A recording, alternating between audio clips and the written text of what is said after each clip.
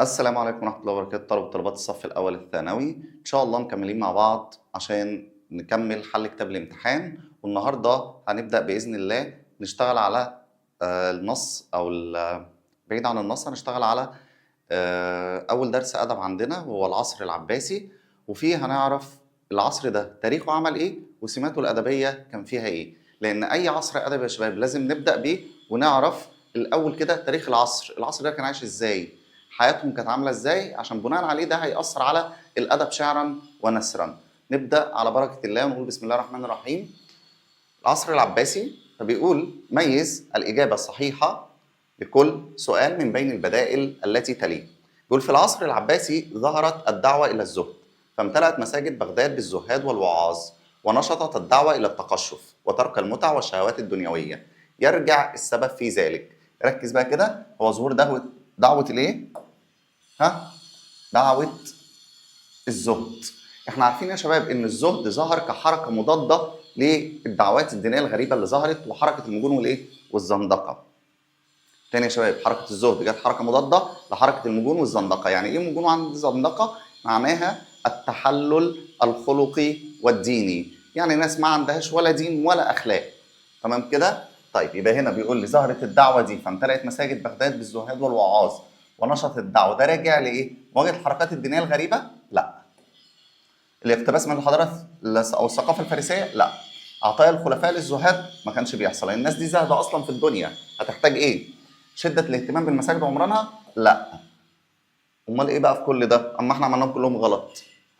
هو المفروض هنا هيقول لي ان دي حركة المجون والزندقة، خلاص كده، ودي حركة هي مش حركة دينية. يبقى أنا كده أنا بتكلم على إيه؟ لا دي مش غلط. دي كده مش إيه؟ مش غلط. فهو بيقول حركة دينية، هي مش حركة دينية. المجون والزندقة هي تحلل خلقي وديني. فأنا بالنسبة لي من ضمن الاختيارات دي الإجابة الصحيحة هتكون الإجابة ألف، هي دي اللي صح. طيب السؤال الثاني بيقول قال أبو العتاهية فلا تعشق الدنيا أخي فإنما ترى عاشق الدنيا بجهد بلائي. نركز كده، فلا تعشق الدنيا أخي، بيقول يا أخويا يا أخي في الحياة، أخويا الإنسان، لا تعشق الدنيا، ما تحبش قوي الدنيا، ما تتمسكش بالدنيا، الدنيا فانية. فإنما ترى عاشق الدنيا بجهد بلاء. الإنسان اللي هتشوفه بيعشق الدنيا وبيحبها هتلاقيه دايما مبتلى، هتلاقيه دايما إيه؟ مبتلى. بيقول يعكس البيت السابق عند العابسيين. انتشار دعوات دينية؟ لا، الكلام ده مش صح. شيوع حياة الطرف والبذخ؟ ممكن. طيب ظهور الزندقة المجون ليه علاقة بدي؟ لا.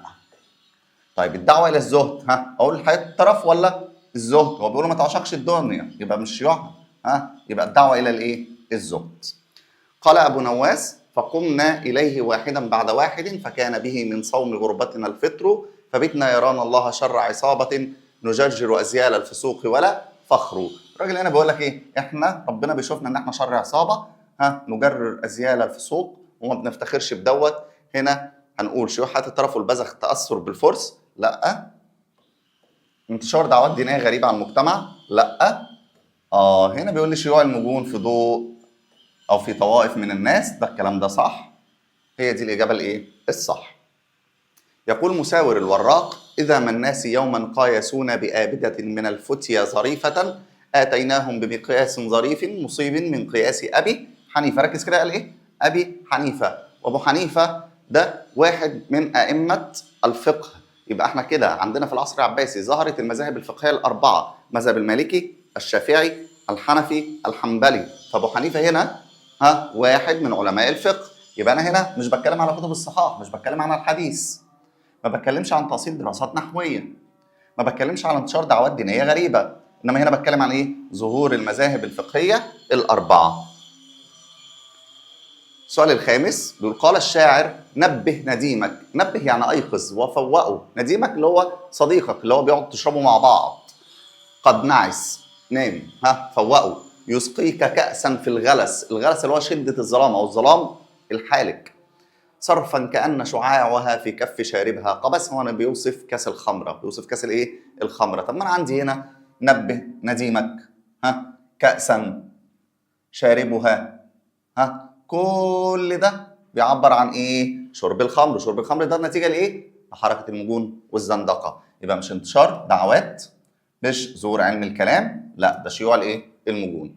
قال المتنبي: وكم لظلام الليل عندك من يد تخبر ان المانويه تكذب. ها ركز كده، ايه اللي احنا خدناه في العصر العباسي؟ كلمه الايه؟ المنويه. المنويه دي ايه؟ ولا ظهور دعوات دينيه غريبه زي ايه؟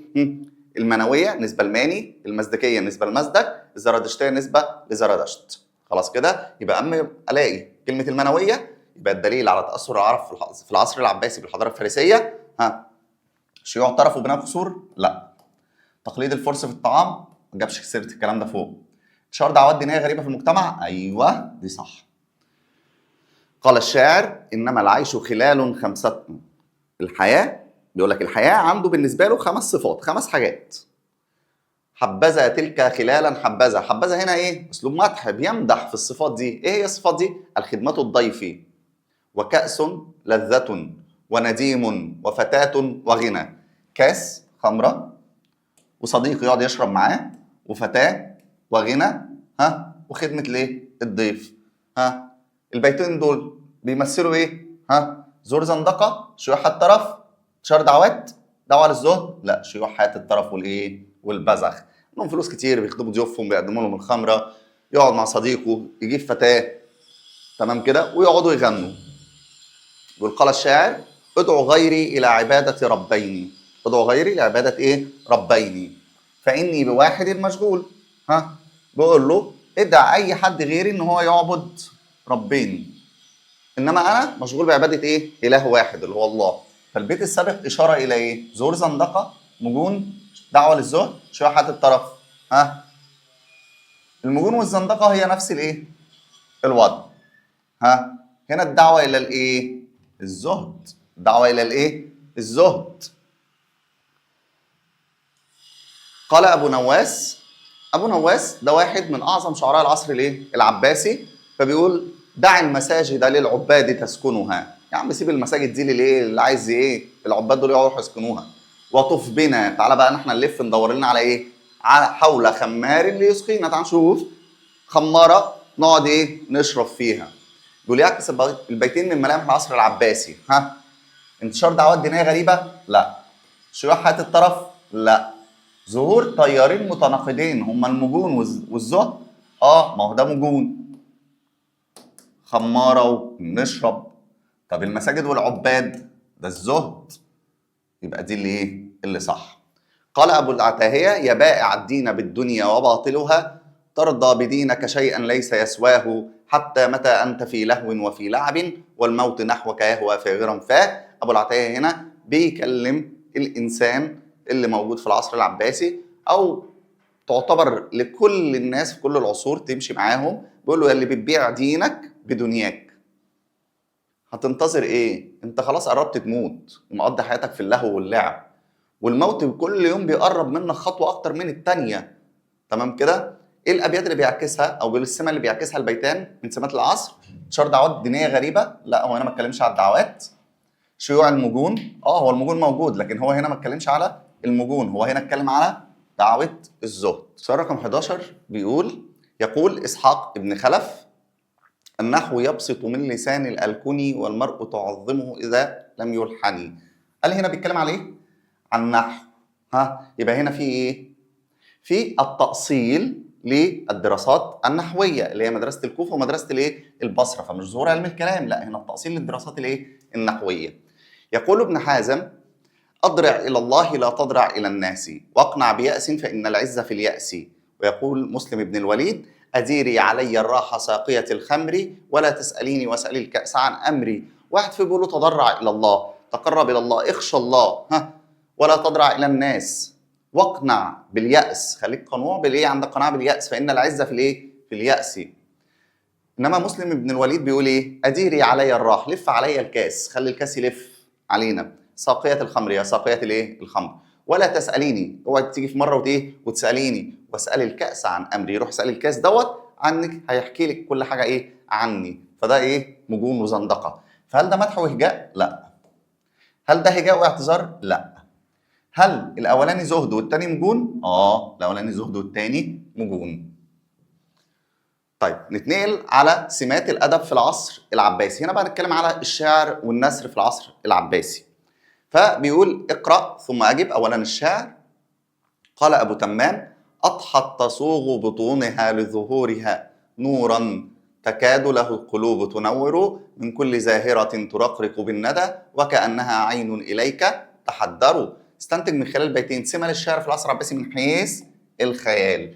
أما نيجي نتكلم عن الخيال، احنا قلنا من حيث الألفاظ هتبقى سهولة الألفاظ. طب من حيث المعاني عمق المعاني. طيب من حيث الخيال تعقيد الخيال. من حيث الأسلوب التزاوج بين الفكر والمعاني. يبقى لما يسألني تاني هنا سأل عن ليه؟ الخيال، أقول له تعقيد الخيال. أو أقول أصبح الخيال معقدا. أصبح الخيال إيه؟ معقدا. طيب قال أبو النواس: يا بؤس كلبي سيد الكلاب قد كان أغناني عن العقاب. هنا بيتكلم عن كلب وكلبه مات، وكان الكلب بتاعه ده كلب صيد بيغنيه عن العقاب، وده طائر زي النسر كده. بيستنتج من خلال البيت التطور الذي صاحب غرض الرثاء. احنا لما نيجي نتكلم عن الاغراض في اغراض جديده استحدثت وفي اغراض قديمه تطورت. طب الرثاء ده جديد ولا قديم؟ لا ده قديم جدا. طيب التطور فيه جه منين؟ اصبح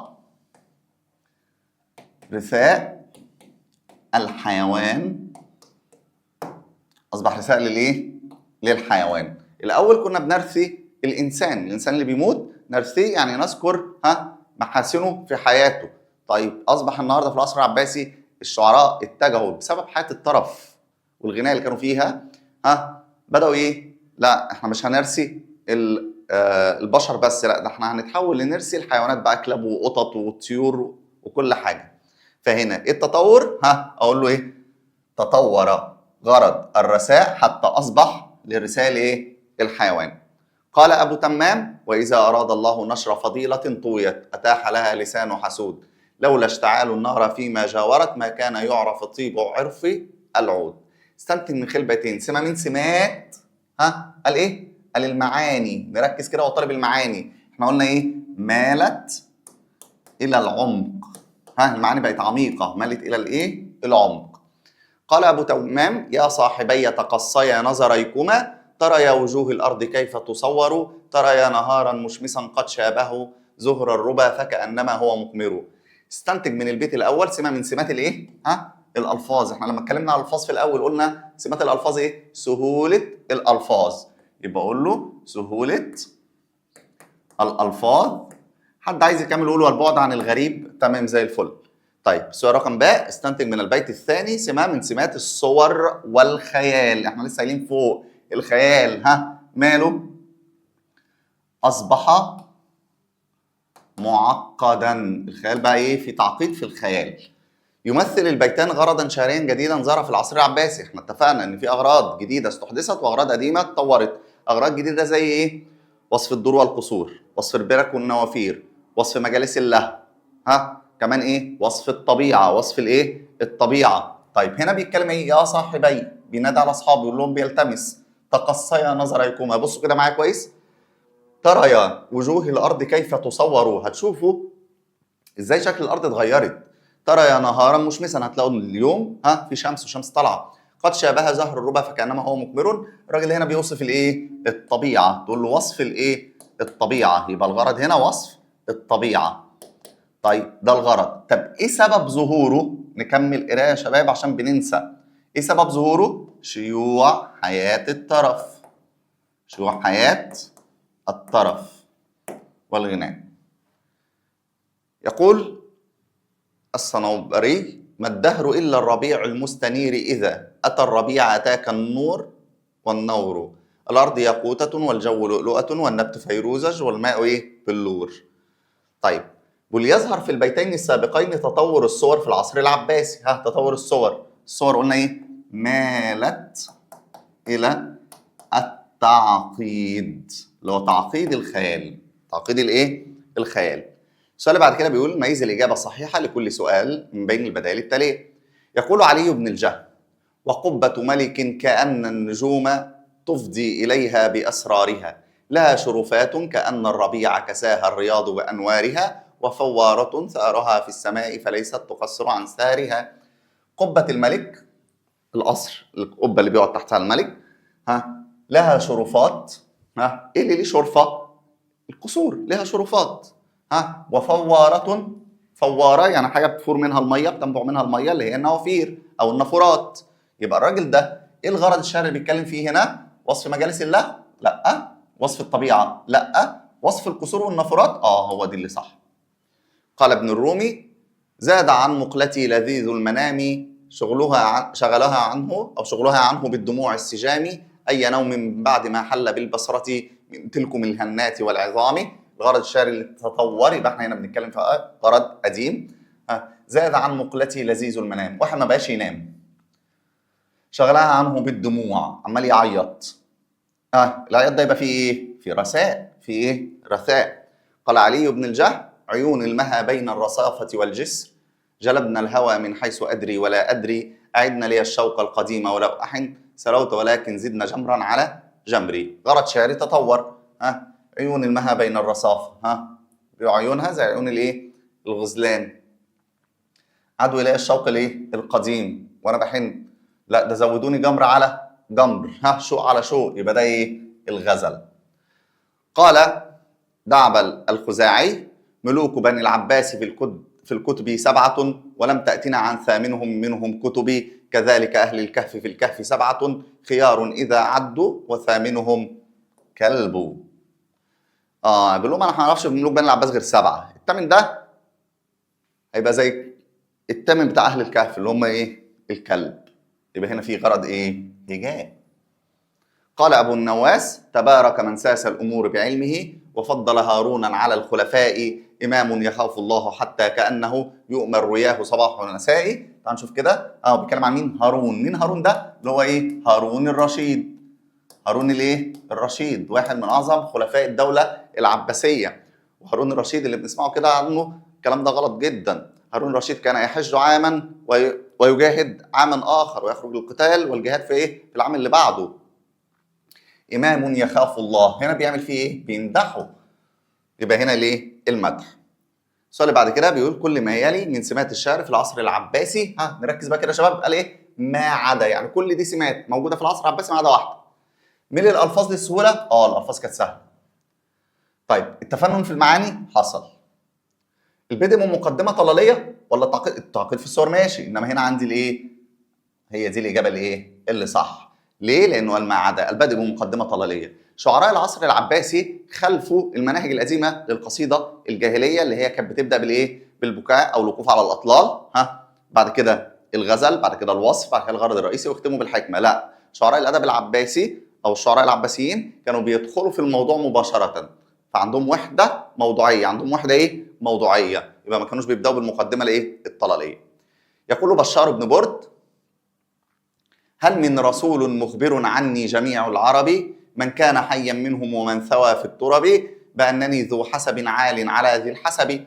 بيقول لهم: هل في حد فيكم عندكم رسول يخبر عني كل العرب اللي حي منهم واللي مات؟ بأنني، بيتكلم عن نفسه هو، أنا ذو حسب. طالما بتكلم عن نفسي فخر، بتكلم عن غيري بصفات كويسة يبقى مدح. يبقى الراجل ده هنا بيتكلم في الايه؟ في الفخر. يقول ابن الزيات في فرسه، يبقى الراجل ده بيتكلم عن، احنا لازم نقرا، ده مهم جدا، ده بيحل. يعني الحل اهو، الراجل ده بيتكلم عن الايه؟ الفرس بتاعه، عن حصانه. بيقول: كيف العزاء وقد مضى لسبيله عنا، فودعنا الاحم الاشهبي. ودعوه، مات، الحصان مات. يبقى ده قلنا تطور غرض الرسائل، لانه اصبح بيرسي الحيوان. يبقى هنا غرض الايه؟ الرثاء.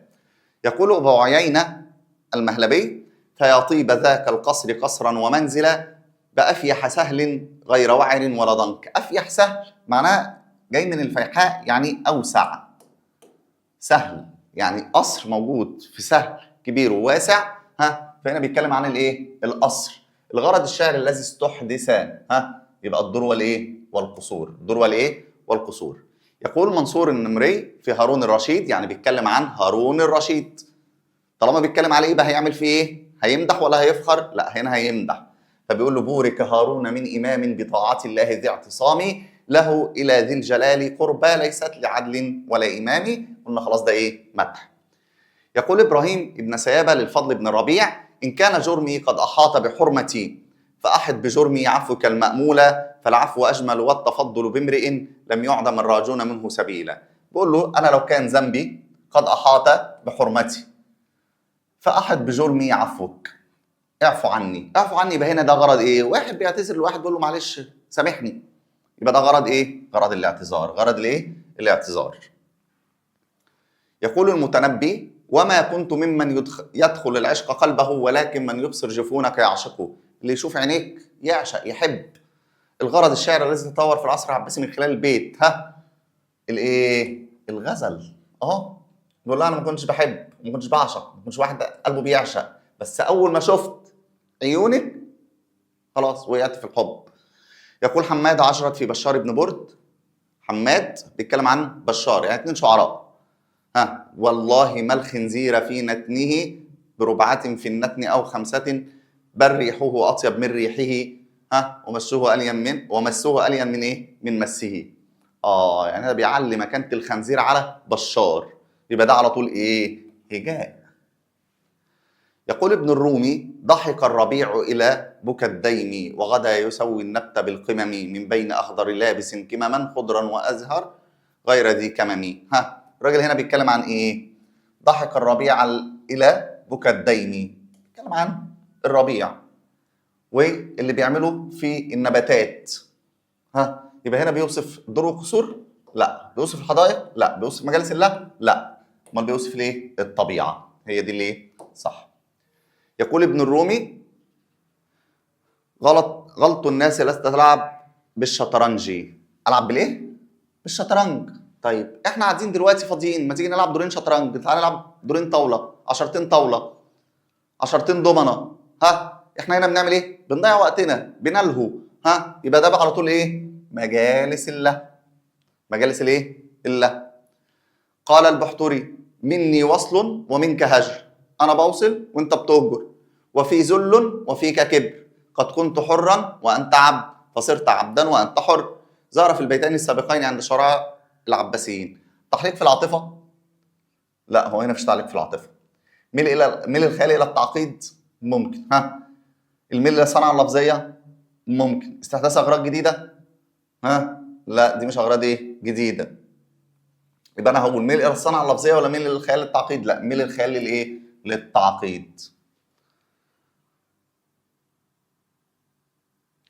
والله بص، هو فيها كمان ممكن نقول صنعه لفظيه، اللي هو كلمه ايه؟ كبر وهجر. هنا في ايه؟ تصريع.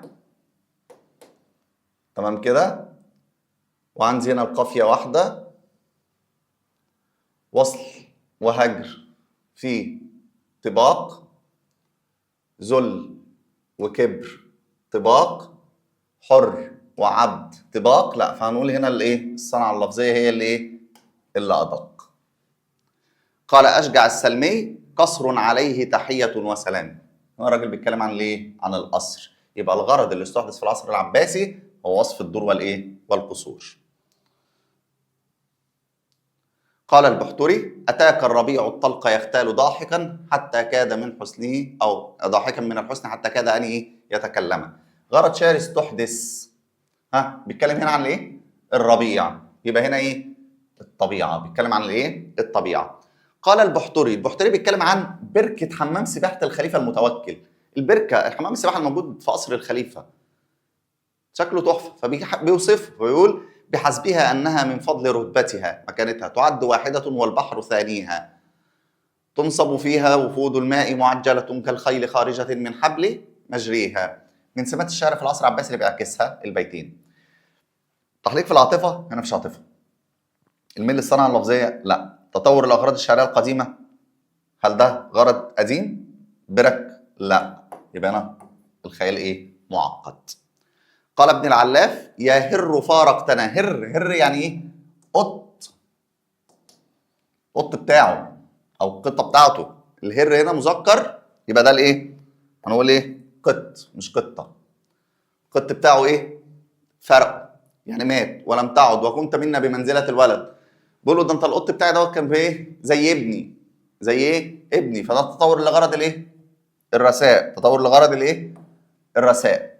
قال الشاعر: ما لي بدار خلت من أهلها شغل ولا شجاني لها شخص ولا طلل. ظرف البيت السابق عند الشعراء العباسيين. ما لي بدار خلت من أهلها شغل ولا شجاني لها شخص ولا طلل. الانصراف عن الايه؟ البكاء عن الأطلال. ما احنا قلنا ان هم كانوا بيدخلوا في الموضوع ايه؟ مباشرة. قال بشار: كأن مثار النقع فوق رؤوسنا وأسيافنا ليل تهاوى كواكبه. بيوصف هنا الايه؟ معركة. ظهر في البيت السابق عند الشعراء العباسيين تحليق في العاطفة من الخيال إلى تعقيد. الميل الصنعة اللفظية استحداث أغراض جديدة؟ لا، هي من الخيال إلى الايه؟ التعقيد. يقول أبو عيينة المهلبي: خالد لولا أبوه كان والكلب سواء. خالد ده لولا أبوه كان هو والكلب هيبقوا ايه؟ شبه بعض. لو كما ينقص يزداد إذا نال السماء. التطور لا ترى على فن الهجاء. ما هو ده هجاء بيشتموا من خلال فهمك للبيتين. استمداد الصورة من البيئة، اتجاه الصور إلى العمق، امتزاج بالفخر، سهولة الألفاظ. على طول هنا نختار ايه؟ سهولة الألفاظ، لأن احنا فهمناها على طول. ولما تواقى البين واجتاح كالردى بكيناك ما لم يبكي قط على قط، اللي هو القطة. يبقى فن الرثاء تعدى إلى رسائل ايه؟ الحيوان. يقول أبو تمام: لقد جربت هذا الدهر حتى أفادتني التجارب والعناء، يعيش المرء ما استحيا بخير ويبقى العود ما بقي اللحاء. الشاعر هنا أبو تمام بيقول: أنا جربت الدهر زمن طويل لغاية ما استفدت من تجاربه والتعب اللي أنا مريت بيه. يعيش المرء يعني الإنسان يفضل عايش ما استحيا بخير، طول ما هو عنده الحياة هيعيش كويس. ويبقى العود ما بقي اللحاء، الشجرة طول ما اللحاء بيغلفها من بره وبيحميها تفضل حية. لو شلت اللحاء اللي عليها دوت هتموت. زي الإنسان لو شلت من عليه الحياة يموت. يبقى هنا بيتكلم عن الايه؟ الحكمة. يقول البحتري في الفتح بن خاقان، البحتري بيتكلم عن واحد اسمه الفتح بن ايه؟ خاقان: ولو كنت أعرف ذنبا لما تخاجلني الشك في أن أتوب. لو أنا أعرف إيه ذنبي ما كنتش هسكت لما إيه؟ أتوب عن ذنبي. سأصبر حتى ألاقي رضاك إما بعيدا وإما قريبا. أنا هفضل صابر لغاية ما إيه؟ الوصل بيننا والحياة ترجع والمية ترجع لمجاريها بيننا وبين بعض. أراقب رأيك حتى يصح وأنظر عطفك حتى يثوب. يبقى هنا في غرض إيه؟ اعتذار. لو جينا بصينا على النثر: الميز الإجابة الصحيحة لكل سؤال من بين البدائل التي تليه. تتميز الرسائل الوصفية عن الرسائل الديوانية والإخوانية بأن هي إيه؟ إيه الفرق ما بين الرسالة الوصفية وبقية الرسائل؟ إنها بتعبر عن ذات كاتبها، بتعبر عن شخصية وذات إيه؟ كاتبها. الاعتماد على المحسنات، الاثنين بيعتمدوا على المحسنات. تنوع الأساليب؟ لا. تأثر بالقرآن الكريم؟ الاثنين متأثرين بالقرآن الكريم. يبقى تناول مشاعر إيه؟ مرسلها. استدل على سعة ثقافة كتاب الرسائل الوصفية من خلال أعرف منين إن الكاتب ثقافته واسعة؟ لما يجيب لي استشهاد من القرآن، من الحديث، أو من الشعر العربي. يبقى أنا عندي هنا إيه؟ التأثر بالقرآن الكريم والشعر. يقول ابن العميد: أركب في الخدمة طريقة تبعدك عن الملال وتوسطك في الحضور بين الإكثار والإقلال، ولا تسترسل إلى حسن القبول كل الاسترسال، فلأن تدعى من بعيد خير من أن تقسى من قريب، وليكن كلامك جوابا تتحرر فيه الخطل والإسهاب. سمات النثر في العصر العباسي اللي اتضحت في الفقر. هل هنا اقتبس حاجة من القرآن؟ لا. غلبت الأساليب الخبرية. ما هو قال اركب اهوت. هنا ده ايه؟ إنشائي. توسطك كل ده ايه؟ خبري. هو هنا ماشي. غلبت كثرة الصور البلاغية ولا كثرة المحسنات؟ ما تيجي نشوف كده المحسنات. ادي الملال اخرها لام، اقلال، استرسال، قريب، اسهاب. ده في سجع كتير والجمل قد بعض ففي ازدواج. خلاص كده. يبقى هنا كثرة المحسنات الايه؟ البديعية. اشهر كتاب الدولة الايوبية. الاول كده عبد الحميد الكاتب خدناه الترم اللي فات، كان في العصر الايه؟ الاموي. اشهر كتاب الرسائل في العصر الاموي. العماد الاصفهاني. العماد الاصفهاني اشهر كتاب الدولة الايوبية. ابن المقفع برضو واحد من كتاب الدولة العباسية، لما كانش في الدولة الايوبية اللي هو عصر الدويلات. اكثم ابن صيفة، لا ده في العصر الايه؟ الجاهلي. من رسالة لاحد الكتاب في وصف سفينة. كاتب بيوصف سفينة بيقول: هزتني رياح الامل البسيط الى امتضاء ثبج البحر المحيط، فأتيت سفينة يطيب للسفر مثواها، وركبت فيها بسم الله مجريها ومرساها، يا لها من سفينة على الماء أمينة. تحققت سمات الرسائل الوصفية في الرسالة؟ ما عدا. تأثرت بالقرآن الكريم؟ فين؟ في بسم الله مجراها وايه؟ ومرساها، سورة هود. كثرة المحسنات البديعية موجودة. اعتماد على الاسلوب الخبري بتعتمد. تداخل مع الشعر؟ هنا مفيش تداخل مع الشعر، مفيش بيت شعر. لو هنا في بيت شعر اقول لك تداخل مع الشعر. قال ابو الفضل الميكالي يخاطب ابا منصور الثعالبي، بيقول: وصل كتاب سيدي ومولاي، ابدع الكتب هوادا واعجازا، وابرعها بلاغة واعجازا، فحسبت الفاظه در السحاب، او اصفى قطرا وديمة، ومعانيه در السحاب، بل اوفى قدرا وقيمة. السمة التي لم تتحقق. كسر الجمل، تعال نبص كده. جمل صغيرة اهي، دي موجودة. كسرة المحسنات،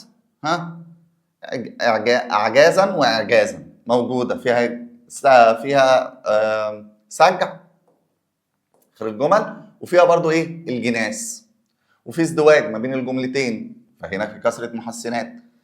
التداخل بين سهولة الألفاظ موجودة. التداخل بين الفنون الأدبية، هل هنا في شعر؟ كلمة التداخل بين الفنون الأدبية دي معناها إيه؟ إن في شعر ومعاها إيه؟ نثر. لا، دي هي اللي إيه؟ مش موجودة. قال أحد الكتاب يخاطب بعض الوزراء، بيقول: مع علمك بالحال وأولها وتمكنها وتأثلها، وبحال الأيام وتقلبها، وتحاور أقطارها وتنادرها، ومع ذكرك قول الشاعر: ليس الجمال بمئزر، فاعلم إن رديت بردا. قال الشاعر يبقى هنا تداخل الشعر مع النثر. هل في تأثر بالقرآن الكريم؟ لا. هل في صعوبة ألفاظ؟ لا، احنا قلنا الألفاظ بتبقى سهلة. تنوع بين الخبر والإنشاء؟ لا، هنا في ايه؟ تداخل بين الفنون الايه؟ الأدبية. قال أبو بكر الخوارزمي يخاطب الصاحب أبا إسحاق، يقول: فلما جازيت النعمة بالكفران ونسيت قوله تعالى: هل جزاء الإحسان إلا الإحسان، نظرت إليك الأيام شزرا وأبدلتك باليسر عسرا. السمة التي تحققت من سمات النثر في العصر العباسي: اعتماد على الأسلوب الخبري، تداخل بين الفنون الأدبية، تأثر بالقرآن الكريم، كثرة المحسنات الأدبية. طيب، لو أنا جيت كده قلت التداخل بين الفنون الأدبية، هل هنا أنا عندي شعر؟ لا.